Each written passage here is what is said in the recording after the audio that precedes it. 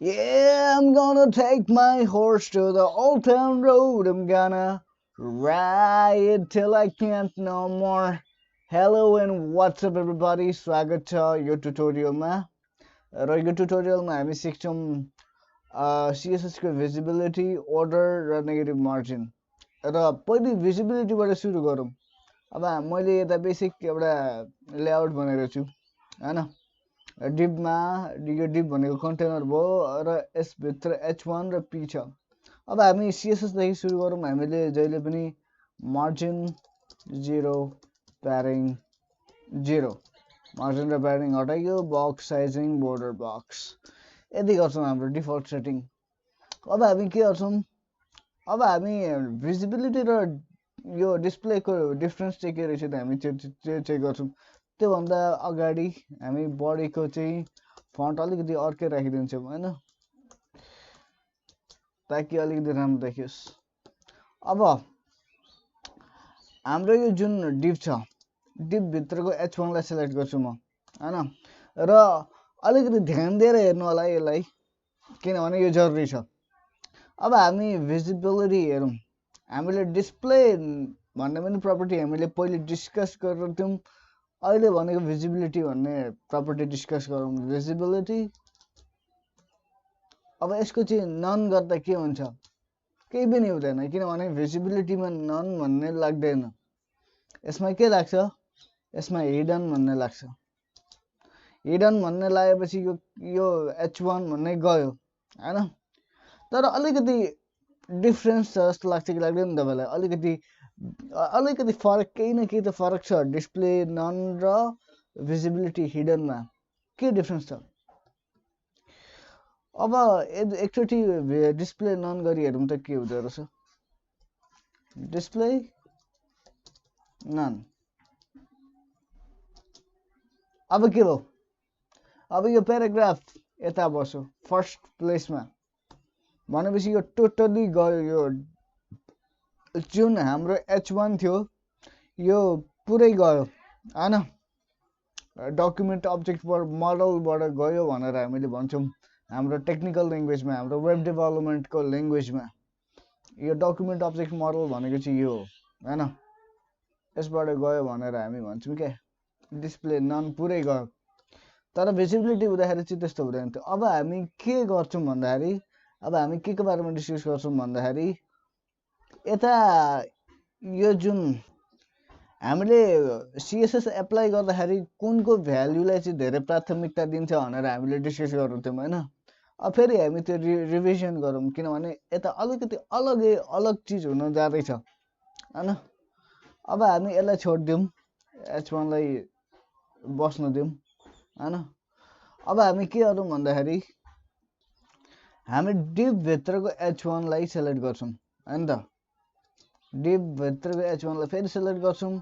अब यसको कलर चाहिँ अर्कै बनाइदिउँ, हामी जस्तै ब्लू बनाइदिउँ है। ब्लू भयो हाम्रो आवर वेबसाइट भनेको ब्लू भयो कलर। अब हामी पहिलेको जसरी नै हामी अब यसमा यता क्लास पनि दिन सक्छौं हामी हैन। त्यो थाहा छ नि हामीलाई, क्लास इक्वल्स टु वेबसाइट भन्ने क्लास दिउँ यसलाई। अब हामी के गर्छौं भन्दाखेरि div, अब फेरि div h1 लाई सिलेक्ट गरौँ। h1 लाई सिलेक्ट नगरौँ, अहिले क्लासलाई सिलेक्ट गरौँ, किनभने हामीले क्लास बनाएको त मतलबै भएन नि। त्यही भएर हामी डट वेबसाइट अनि हामी गर्छौं कलर रेड। अब हाम्रो रेड कलरमा चेन्ज भइसक्यो। अब हामीले पहिले के भनेर सिकेको थियौं? हामीले जहिले पनि जुन कोड चाहिँ लास्टमा हुन्छ त्यसलाई नै मान्छ भनेर CSS ले मैले भनेको थिएँ हैन। तर यता अलिकति डिफरेन्स छ।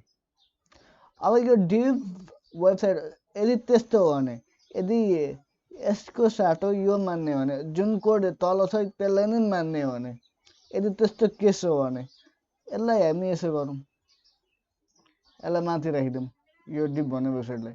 अब त यसलाई मान्नु पर्ने हो नि त, यसलाई यो तल छ नि त यो कोड, यसलाई मान्नु पर्ने हो नि त, कलर ब्लू बनाउनु पर्ने हो नि त। अब हामी सेभ गर्छौं त के हुँदो रहेछ? हाम्रो आवर वेबसाइट भन्ने हाम्रो रेडै छ र यसलाई भन्छ अब यही कुरा हो अर्डर र प्रेसिडेन्स भन्ने यही कुरा हो अर्डर एन्ड प्रेसिडेन्स भन्छ यसलाई कस्तो अर्डरमा राख्दाखेरि कस्तो के को प्राथमिकता हुन्छ भन्ने कुरा हो अब यो राखिएको छ अब पहिले हाम्रो के हुन्थ्यो भन्दाखेरि जुन कोड यता तल भयो त्यसलाई नै मान्थ्यो CSS ले यदि हामीले यसलाई H1 भनेर हालेको थियो भने साँच्चीकै हाम्रो यो कोडलाई नै मान्थ्यो तर हामीले यता क्लास हाल्यो नि अब डट वेबसाइट भनेर हाल्यो नि अब यसलाई नै प्राथमिकता दिन्छ अब साँच्चीकै हामीले जुन कोड यता लेखेको छौँ यो क्लास भए पनि यसलाई इग्नोर गरिदिनु भने हामीले के गर्नुपर्छ भन्दाखेरि इम्पोर्टेन्ट गर्नुपर्छ यो भनेको इम्पोर्टेन्ट फ्ल्याग भन्छ यसलाई यसो गरिसकेपछि चाहिँ हाम्रो साँच्चीकै ब्लूमा परिवर्तन हुन्छ यो किन हो भन्दाखेरि अब यो मैले किन बुझाएको भन्दाखेरि तपाईले पछि बुटस्ट्र्याप भन्ने फ्रेमवर्क पनि युज गर्नुहुन्छ जसले CSS को काम CSS को अब जुन पनि कमन कामहरू हुन्छ त्यसले एकदमै फास्ट गरिदिन्छ यो CSS को एकदम यो यत्रो कोड नलेखिकन पनि हैन त्यसमा धेरै जसो भनेको क्लास युज हुन्छ हैन र त्यो क्लास हुन्छ अब हामीले आफ्नै CSS पनि त हामीले चलाउँछौं नि त त्यो बुटस्ट्र्याप फ्रेमवर्क पनि हाल्छौं हैन अनि हाम्रो यो CSS पनि चलाउँछौं हाम्रो आफ्नै CSS पनि चलाउँछौं त्यस्तो केसमा के हुन्छ भन्दाखेरि यदि बुटस्ट्र्याप भन्ने फ्रेमवर्कले हाम्रो यो आवर वेबसाइट भन्ने जुन चीज छ यसलाई ब्लू बनाइदिएको थियो भने हामीलाई त रेडमा परिवर्तन गर्नु पर्यो नभए रेडमा थियो भने हामीलाई त ब्लूमा परिवर्तन गर्नुपर्ने थियो हैन हो त्यसै गर्नको लागि चाहिँ हामीले इम्पोर्टेन्ट फ्ल्याग दिनुपर्छ हैन यता पो तपाईलाई थाहा भयो त यता यो क्लास लेखेपछि यसको चाहिँ सुन्दर छ CSS ले भनेर तर अब यदि तपाईले बुटस्ट्र्याप फ्रेमवर्क युज गर्दै हुनुहुन्छ अनि बुटस्ट्र्याप फ्रेमवर्कले चाहिँ यता केही क्लास लेखिदिनु भयो अरे ब्लू भनेर नभए हो त्यस्तै कुनै क्लास लेखिदिनु भयो अरे मैले सम्झाउन मात्र भनेको अनि यो अब तपाईले आफ्नो CSS पनि युज गर्दै हुनुहुन्छ अरे र यो कलरलाई मोडिफाई गर्नु पर्यो अरे अब तपाईले यो इम्पोर्टेन्ट फ्ल्याग दिनै पर्छ नभए त ब्लू मात्र लेखो यो कसरी यो रेड भयो भनेर हैन मैले CSS मा कलर ब्लू लेख्दाखेरि पनि कसरी रेड भयो भनेर तपाईले सोच्नुहुन्छ त्यसकै लागि हामीले यदि त्यस्तो केस भयो भने इम्पोर्टेन्ट भनेर गर्नुपर्छ अनि यो बुटस्ट्र्याप जुन फ्रेमवर्क हुन्छ त्यसलाई यसले काटिदिन्छ र अहिले बुटस्ट्र्याप फ्रेमवर्कको बारेमा तपाईलाई केही पनि थाहा छैन भने केही छैन हामीले त्यो अब पछि डिस्कस गर्न सक्छौं बुटस्ट्र्याप फ्रेमवर्कको पछि चलाउन सक्छौं तर अहिलेको लागि के बुझ्नुहोस् भन्दाखेरि हामीले त्यही हो अब हामी नेगेटिभ मार्जिनको बारेमा डिस्कस गरौँ हैन भिजिबिलिटी र अर्डरको बारेमा हामीले डिस्कस गरिसक्यौं अब मार्जिनको बारेमा डिस्कस गरौँ नेगेटिभ मार्जिनको बारेमा अब हामीले मार्जिनले के गर्छ हाम्रो मार्जिनले के गर्छ हामी फेरि डिभ वेबसाइट भनेर सेलेक्ट गरौँ किनभने यसलाई नै प्राथमिकता दिन्छ फेरि यसलाई हटाइदिउँ यसलाई लिङ गर्छ फेरि हामी डिभ वेबसाइट भनेर सेलेक्ट गरौँ अनि हामी के गरौँ भन्दाखेरि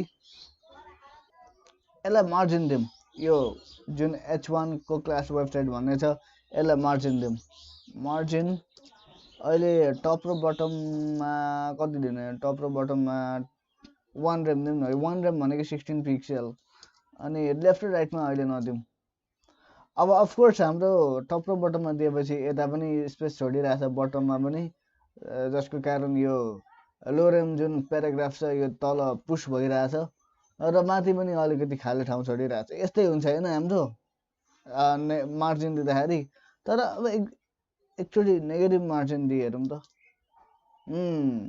नेगेटिभ मार्जिन दिँदाखेरि हाम्रो माथि गइरहेछ हाम्रो यो देखेको पनि छैन आवर वेबसाइट भन्ने राम्ररी हैन अब यो भनेको चाहिँ हाम्रो नेगेटिभ मार्जिन भयो नभए यदि तपाईँलाई यो अलिकति अड लाग्यो भने मार्जिन टप राख्दा पनि हुन्छ।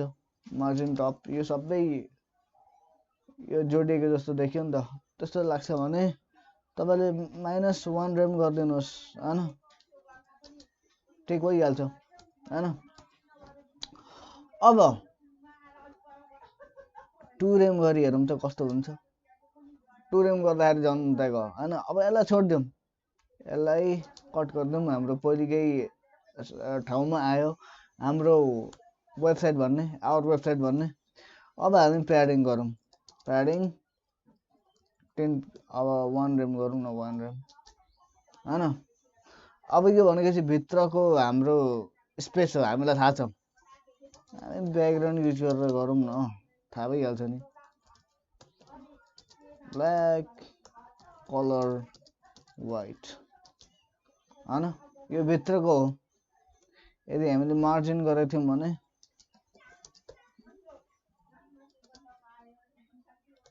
1 रेम,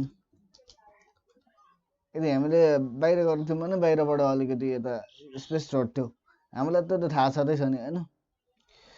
र अब हामी के गरौँ भन्दाखेरि प्याडिङको बारेमा डिस्कस गरौँ। प्याडिङ 1 रेम गरेँ मैले हैन।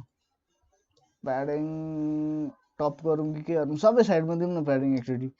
1 रेम यस्तो भयो, भित्र खाली ठाउँ छोड्यो सबै ठाउँमा हैन, सबै डाइरेक्सनमा। अब हामी नेगेटिभ गर्न खोजी हेरौँ त के हुँदो रहेछ। यसले वर्क गर्दैन हैन।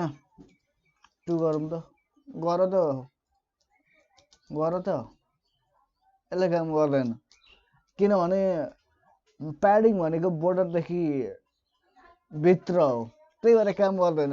सायद काम गर्ने पनि बनाउन सक्थ्यो होला CSS बनाउनेले, तर बनाएन। अब के गर्ने, यसको बारेमा त हामीले जान्नै पर्यो हैन। र यही थियो हाम्रो CSS ट्युटोरियल,